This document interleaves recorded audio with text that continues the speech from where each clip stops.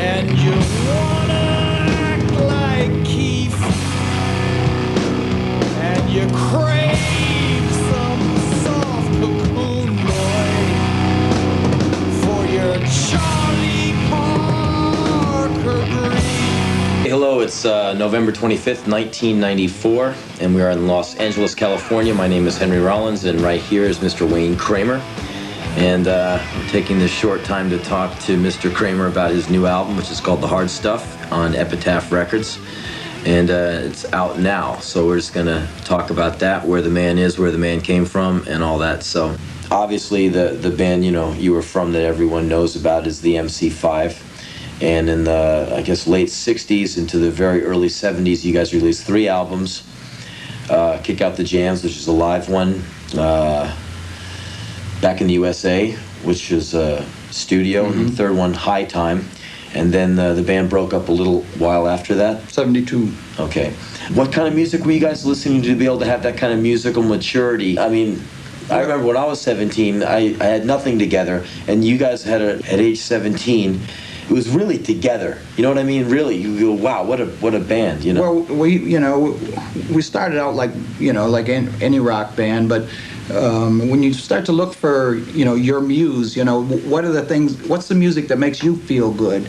And it seemed like there was this common denominator, which was that all the certain kinds of music, like James Brown's music or black gospel music or Chuck Berry music, all had they were all high energy music forms. There was an intensity to them, right. And it made you feel good. That's the stuff that made you feel good. And then when we started learning about John Coltrane and Archie Shepp and Albert Ayler and Ornette and Monk, and you listen to this stuff, and it had that same high energy, but even more. I mean, and it went beyond traditional music. I mean, they were stretching the limits of the way anyone had ever played before, and that it had that high energy thing, and we kind of built this formula up that said, well, that's what we want to do with our band, is we want to make sure this stuff is high energy, because it made us feel good. Right. It must make the audience feel good. We're not really any different than anyone else. If this lights a fire under me, it's going to light a fire under the next person. I just want to know, since you've seen like basically 3 decades of music go by, some in the 60s, 70s, 80s, and now we're into the 90s, have you seen a change in music as far as its motivation, the whys and wherefores? I mean, are you conscious of there being a difference or a shift in consciousness? Well, there was. I kind of look at the MC5 as kind of like the Big Bang Theory in terms of political awareness amongst musicians and entertainers. Because before that, if you had an opinion about something besides show business, they always told you to keep that to yourself. It doesn't fit in with show business. And, we kind of blew all that out of the water. I mean, we said, look, this is real. We're dealing with reality and the truth here. There's a political consciousness that's just part of being in a band now. How was the recording of The Hard Stuff for you? Was it fun? Was it a heavy thing, or was it just work, or what? Well, it's all that. Like when I first started recording, there was always a constant battle between the musicians and the engineers, because you'd come in and I'd set my amp up, and the engineer would say, "Oh, you punk, man, you can't play that way. It's too loud. It's feeding back." You guys would probably record at concert volume.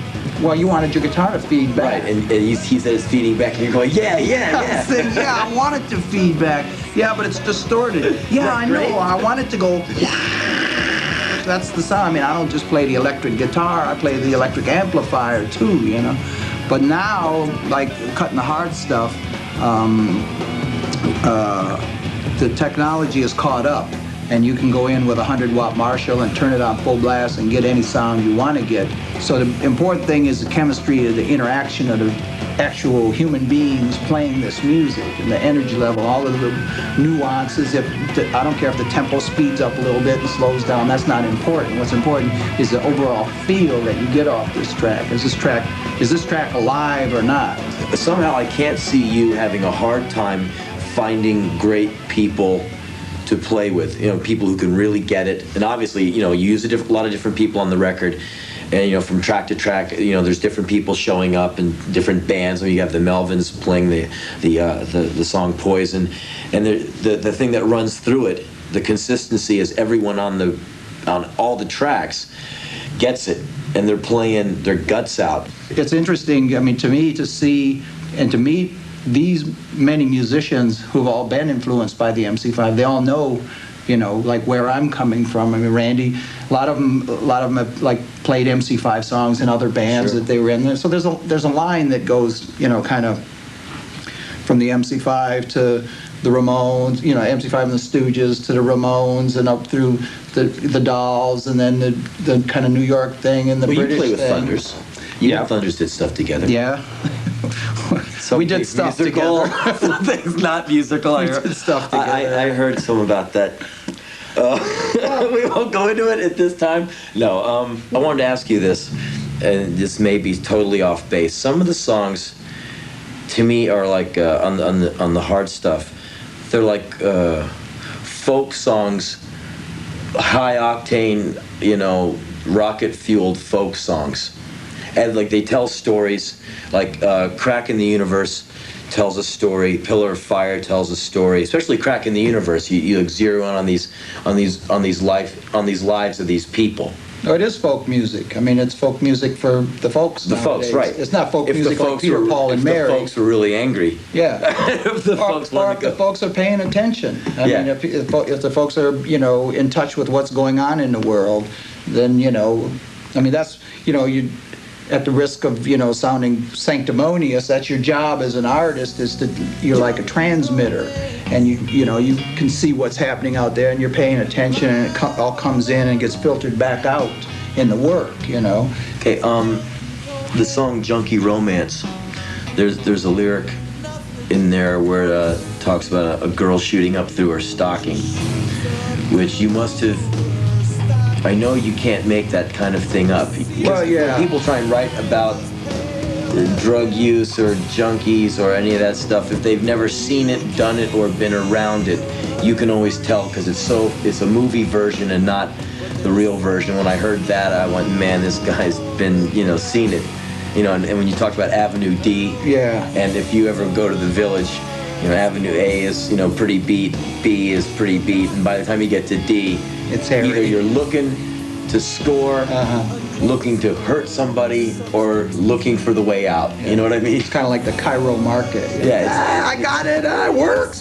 Dope, coke. I got it. It's so crass. I mean, it's so out in the open, in your face. I Well, spent, the idea with Junkie Romance, I mean, you know, me and Mickey kicked this around literally for years, how to write a song, because, you know, I've been through it. You know, I've kind of lived that rock and roll myth of, you know, live fast, die young, good-looking corpse, all that shit. You know, I did my best to do myself in for about 15 years. You know, and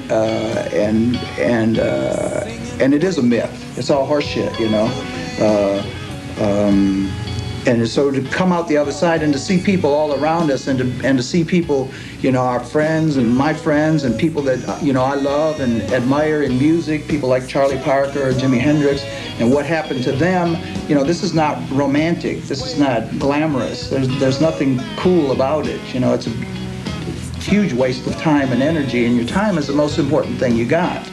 And so it was like, how do we put this down in a song and not contribute to the romanticism of it, you know, to tell it really the way what it's all, you know, courting the adoration of the ones with no esteem. you must have had friends you've lost to drugs. Left and right. Yeah, everyone in music has. Everyone everywhere, probably. I mean, At this point. drugs cut across all social lines and barriers. I mean, it's, you know, one of the plagues out there. It's stupid. The whole thing is stupid. I mean, you know, you know, after my band broke up, the MC5 and all that, and I messed up and, you know, ended up going to jail and all that. And I don't care what Snoop Dogg and all the gangsters say. Jail sucks. And all that funky behavior, it's all a huge waste of time. So you wanna